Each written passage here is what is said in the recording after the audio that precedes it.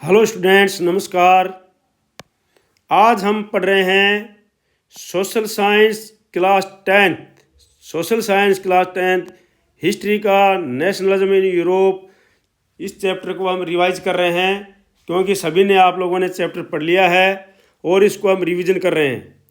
तो स्टूडेंट्स, मैं आपको देना चाहता हूँ, जो स्टूडेंट्स मेरे पास स्कूल में रेगुलर पढ़ रहे हैं उनके लिए कंपलसरी नहीं है क्योंकि उनको मैं वहाँ पर पढ़ा चुका हूँ। फिर भी जो होशियार स्टूडेंट्स हैं वो ज़्यादा पढ़ने के लिए वीडियो की रिक्वेस्ट करते हैं तो मैं आपके पास सेंड कर दूंगा, लेकिन आपके लिए कंपलसरी नहीं है। जो होशियार स्टूडेंट्स हैं वो देख सकते हैं, आप लोग भी देखना चाहें तो देख सकते हैं। स्टूडेंट्स, अगर आप नए बने हैं तो इसको चैनल को सब्सक्राइब कर लीजिए, लाइक कर दीजिए। इसके ऊपर मैं पूरे सिर्फ सोशल साइंस स्टडी से संबंधित जितने भी हैं वीडियो, जितने भी चैप्टर हैं सारे कवर करूंगा, रिवीजन करूंगा, एमसीक्यू रिवीजन करूंगा, सैम्पल पेपर रिवीजन कराऊंगा और उसके बाद में एनसीईआरटी की बुक पूरी जब तक टाइम हो जाएगा फिर पढ़ा देंगे। तो स्टूडेंट्स, आप चैनल को सब्सक्राइब कर लीजिए, लाइक कर दीजिए और शेयर कर दीजिए। अभी देखते हैं, देखो आज पढ़ रहे हैं हम इंट्रोडक्शन यूरोप बिफोर नेशनलिज्म। हम चैप्टर पढ़ रहे हैं नेशनलिज्म इन यूरोप। यूरोप के अंदर राष्ट्रवाद कैसे हुआ, यूरोप के अंदर राष्ट्रवाद की भावना कैसे हुई और कैसे वहाँ पर राष्ट्र बने। तो सबसे पहले इंट्रोडक्शन में है यूरोप बिफोर नेशनलिज्म।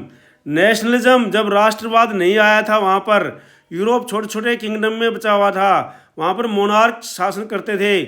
तो उस समय लोगों के अंदर उससे पहले नेशनलिज्म की भावना नहीं थी कि ये हमारा राष्ट्र है और हम इसके सिटीजन नागरिक हैं, इसके सिटीजन हैं, इसके ये उनकी भावना नहीं थी। तो चलो सबसे पहले जानते हैं कि 18वीं शताब्दी के यूरोप में हालत कैसे थे। उस समय यूरोप के अंदर जो है at the 18th century, at the time of 18th century Europe में मोनार्कीज थे। मोनार्कीज किंगडम यानी राजा महाराजाओं का शासन था। वहाँ पर मोनार्कीज होते थे, राजा महाराजा जिनको हम बोलते हैं, किंगडम था। वहाँ पर लोग किसी राष्ट्र के हिस्सा नहीं थे बल्कि राजा की प्रजा थे। कोई भी अपने आप को राष्ट्र का कोई भी हिस्सा नहीं समझता था, बल्कि वो ये सोचते थे कि हम जो है एक राजा की प्रजा हैं, पीपल ऑफ किंग मोनार्क्स। वो जैसे हमको आदेश देगा हमने वैसे ही करना है, हम उसी के लिए पैदा हुए हैं और उसी के लिए मरना है और उसी के लिए काम करना है। ये लोगों के अंदर था, राष्ट्रवाद की भावना नहीं थी। But soon A powerful idea emerged, लेकिन जल्दी बहुत एक शक्तिशाली विचार आया एक लोगों के मन में। क्या था वो विचार? वो था आइडिया ऑफ नेशन। वो विचार था आइडिया ऑफ नेशन कि राष्ट्रवाद, एक राष्ट्र का विचार था लोगों के दिल में आया। एक ग्रुप ऑफ पीपल शेयरिंग एक कॉमन आइडेंटिटी, एक कुछ लोगों ने जो है एक कॉमन आइडेंटिटी, अपनी पहचान शेयर की, कल्चर शेयर किया एंड लैंग्वेज शेयर की और उससे बन गया एक नेशनलिज्म, राष्ट्रवाद की, राष्ट्र की भावना। उससे आगे राष्ट्र की भावना। But soon a powerful idea emerge, the idea of nation, a group of people sharing common identity, culture and language. तो जो है कॉमन आइडेंटिटी, कल्चर और लैंग्वेज को शेयर करते हुए लोगों के अंदर एक राष्ट्र की भावना आई, नेशन की भावना, एक नेशन की भावना आई। हिंदी और इंग्लिश मीडियम दोनों के लिए, स्टूडेंट्स के लिए। अब वो कैसे आई सारा हम पढ़ते हैं एक एक करके। सबसे पहले क्या हुआ? The French revolution and the idea of nation. ये फ्रेंच रिवॉल्यूशन इस प्रकार से हुई और फिर उनके मन में आई आइडिया ऑफ नेशन और वन ट्री कलर फ्लैग का निर्माण किया। फ्रेंच ऑफ रिवॉल्यूशन ये सब जो पड़े हुए हैं, ये मोनार्कीज और उनके मोनार्की और उनकी सेना, ये सब पड़े हुए हैं और जनता ने इनको कुचल दिया है, इनको शासन से उतार कर फेंक दिया। और इस प्रकार से जो है उनके अंदर एक फ्रेंच रिवॉल्यूशन से आई idea of nation. French revolution जब हुआ, ये फ्रेंच रिवॉल्यूशन जब हुई तो यहाँ से मर्ज हुआ idea of nation. Idea of nation ये मर्ज हुआ वहाँ पर फ्रेंच रिवॉल्यूशन आने से। फ्रेंच रिवॉल्यूशन के आने से आइडिया ऑफ नेशन का भावना आई। 1789 की फ्रेंच रिवॉल्यूशन ने राष्ट्रवाद की नींव रख दी। The revolution introduced the idea of liberty the revolutionaries, तो जो रिवोल्यूशनरीज थे उन्होंने इंट्रोड्यूस किया the idea of liberty, equality and fraternity. उन्होंने एक क्या है, इक्वलिटी, लिबर्टी और फ्रेटर्निटी को इंट्रोड्यूस किया, वो लेकर के आए। और उन्होंने क्या बनाया, उन्होंने एक नया झंडा, नया संविधान और नई पहचान बनाई। और वो क्या लिखा उन्होंने, we are the citizen of France, हम लोग हैं फ्रांस के सिटीजन हैं, डोंट की मोनार्किस पीपल या monarchies public. Later Napoleon Bonaparte spread the this idea across Europe. और उसके बाद जो आया नेपोलियन बोनापार्ट आया, नेशनल असेंबली के बाद में नेपोलियन बोनापार्ट आया। 1789 में आपको पता है कि नेशनल असेंबली आ गई और लुई 16 को गद्दी से उतार करके फेंक दिया था।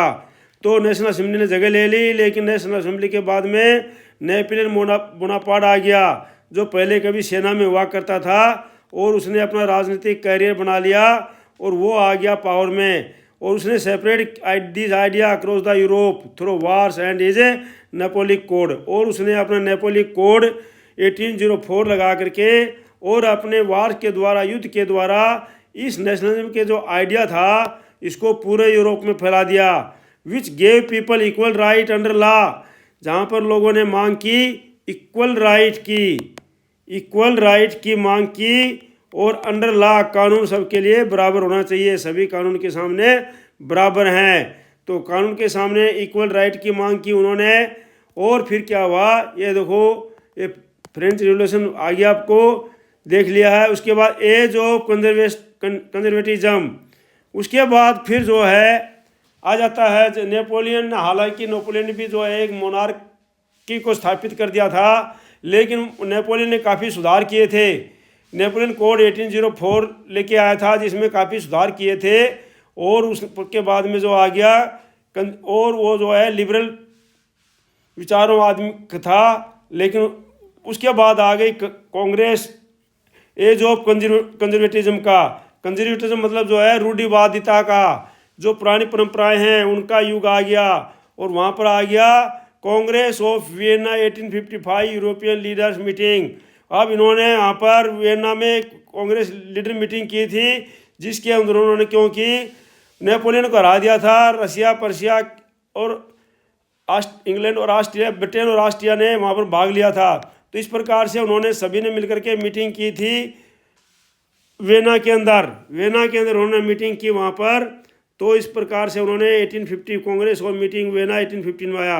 नेपोलियन की हार के बाद 1850 में कांग्रेस ऑफ वियना की मीटिंग हुई और यहाँ पुराने राजा फिर मोनार्की को स्थापित कर दिया गया। जो लुई 16 मोनार्की 1789 में उखाड़ कर फेंक दिया गया था नेशनल असेंबली के द्वारा, जनता के द्वारा, अब वापिस उनको स्थापित कर दिया गया यहाँ पर इसमें 1815 में। The period is called the age of conservatism, और इस पीरियड को कहते हैं एज ऑफ कंजर्वेटिज्म। मतलब जो है जो पुरानी परंपराओं का युग, जो पुरानी परंपराएं दोबारा से स्थापित होना। Where monarch tried to restore the old order, और मोनार्क ने कोशिश की अपने पुराने ओल्ड जो हुकूमत थी, ऑर्डर थे, उनको रिस्टोर, अपनी पावर को रिस्टोर करने की प्रयास की। बट जनता के अंदर आज़ादी और राष्ट्रवाद की भावना अब जाग चुकी थी। तो a new group of people, liberal and nationalist, ये क्या हो गए थे, उठ चुके थे। तो जो है इनको राष्ट्रवाद की भावना आ गई थी। स्टार्टेड मूवमेंट फॉर फ्रीडम, और इन्होंने क्या किया, फ्रीडम मूवमेंट को स्टार्ट कर दिया। यहाँ पर जो भावना आई थी जनता के अंदर, आज़ादी और राष्ट्रवाद की भावना, अब वो जाग चुकी थी। A new group of people, liberals and nationalist, started movement for freedom, और इन्होंने जो है स्वतंत्रता का आंदोलन को चला दिया। ये जो बिना कांग्रेस के लीडर है उनकी मीटिंग थी। उसके बाद आता है portrait of Mazzini, unification of Italy. Italy का यूनिफिकेशन कैसे होता है, क्योंकि आपको पता है कि उस समय इटली जो है 7 स्टेट के अंदर बटा हुआ था, भिन्न स्टेट के अंदर। सबसे ऊपर जो सडिया पिडमेटिया राज करते थे, घराने राजा थे, बाकी जो है और दूसरे राजा थे। तो ये जो इटली उस समय का जो 7 स्टेट में बटी हुई थी, इस प्रकार से अभी का इटली ये तो है दिखाई दे रहा है आपको, ठीक है नहीं। अब जो है इटली में क्या हुआ तो Italy divide was into several समान स्टेट, 7 स्टेट के अंदर बटी हुई थी, उसमें 7 स्टेट में 3 great leaders lead to unification, इसमें बहुत जो भूमिका निभाई 3 ग्रेट लीडर ने निभाई। Giuseppe Mazzini the soul of Italian unification, इसको सोल आत्मा कहा जाता है, इटालियन यूनिफिकेशन की सोल कहा जाता है। Count Cavour the brain who use diplomacy, जो काउंटर केवर है ये बहुत ही गुड माइंड का था, ब्रेन दिमाग था, हु यूज डिप्लोमेसी, जिन्होंने डिप्लोमेसी को यूज किया। Giuseppe Garibaldi the sword who fought battle to unite Italy, जो इटली को यूनाइट करने के लिए लड़ाई की। Finally 1861 Italy became a unified nation under king of Victor Emmanuel II, और अंत में क्या हुआ 1816 में इन्होंने लड़ाइयाँ की, फाउट किए, और जो है फाइनली क्या हुआ 1860 में Italy became a unified nations under king Victor Emmanuel II, Victor Emmanuel II के जो था उसके अधीन जो इटली को एक यूनिफाइड नेशन बना दिया गया, वहाँ पर राजा बना दिया गया किंग विक्टर एनुअल II। अब ये इटली का नक्शा मैंने आपको दिखा दिया है। अब चलते हैं यूनिफिकेशन ऑफ जर्मनी। जर्मनी का यूनिफिकेशन किस प्रकार से होता है, तो मैप जो है जर्मनी का ये आप देख रहे हो, जर्मनी स्टेट के सामने जितने भी उसके स्टेट्स है, जर्मनी स्टेट बिस्मार्क पोर्ट्रेट जो है Persia and Germany state, showing Persia और जर्मनी स्टेट के जो है ये मैप है, ये आप मैप में प्रैक्टिस कर लेंगे वहाँ पर। तो बोलता है कि Germany was also divided so into money state, Germany भी उसमें जो है मनी स्टेट में डिवाइड हो रखा था।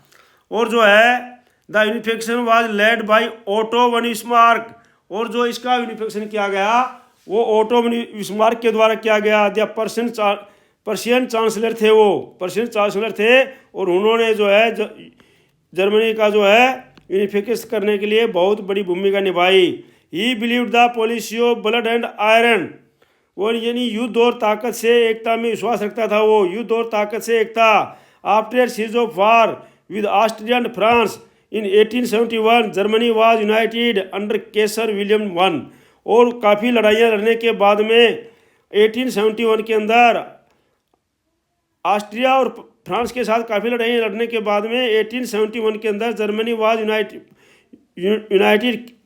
Under Kaiser William I, Kesar William I के अधीन जो है जर्मनी को एकीकरण हो गया। तो आगे चलते हैं role of the culture and symbols, और जो है यूरोप के अंदर जो है नेशनलिज्म की भावना में केवल युद्धों ने काम नहीं किया, युद्धों ने भूमिका नहीं लगाई, वार्स ने भूमिका निभाई, बल्कि पेंटिंग ऑफ कल्चर और सिंबल से भी भूमिका निभाई। जैसे आपको पता है जर्मनिया और मेरिन की पेंटिंग बनाई गई, जर्मनिया और मेरिन की पेंटिंग बनाई गई, और इनके अलग अलग जो है सिंबल बनाए गए, और इस प्रकार से जो है नेशनल फ्लैग बनाया गया। राष्ट्रवाद सिर्फ राजनीति से नहीं आया, संस्कृति से भी फैला। Poets artist and musician separate the message of unity, poet ने, आर्टिस्ट ने और म्यूजिशियन ने जो पूरे देश में एकता का संदेश सेपरेट किया। For example Germania and marine became a national symbols, और इसके लिए जर्मनिया और मेरिन जो है एक नेशनल सिंबल बन गए उस समय, ये बन गए नेशनल सिंबल। नेशनल एंथम गाया गया, फोक सॉन्ग गाए गए, फोक लोर gave people a sense of belonging, और इस पर सेंस ऑफ बिलोंग लोगों ने किया। कंक्लूजन में है so students the 9th century completely transformed Europe from monarchies to modern national states. तो 19th century में जो यूरोप पूरी वहाँ पर जो है ट्रांसफ़र हो गया यूरोप के अंदर, वो आ गया मोनार्क से मॉडर्न नेशनल स्टेट में, राजा से मॉडर्न राष्ट्रवाद की भावना, राष्ट्रवाद की लहर आगे चलकर भारत जैसे देशों में भी आज़ादी की प्रेरणा बढ़ी। किस प्रकार से बनी, अगर तो साथियों ये जो पूरा डिटेल मैंने पढ़ा दिया है, और अगर आपको ये वीडियो पसंद आया तो लाइक कीजिए, शेयर कीजिए और सब्सक्राइब जरूर कर लीजिए, और हाइप कर दीजिए साथ में। और अगला लेक्चर होगा हमारा नेशनलिज्म इन इंडिया, भारत में राष्ट्रवाद में अगला लेक्चर होगा। अगर आप इस चैनल में नए बने तो सब्सक्राइब कर लीजिए, लाइक कर दीजिए और शेयर कर दीजिए। Thank you for watching video, may we long, God bless you. धन्यवाद, आपका दिन शुभ रहे। चैनल को सब्सक्राइब जरूर कर लीजिए, क्योंकि हर रोज़ मैं इस प्रकार के वीडियो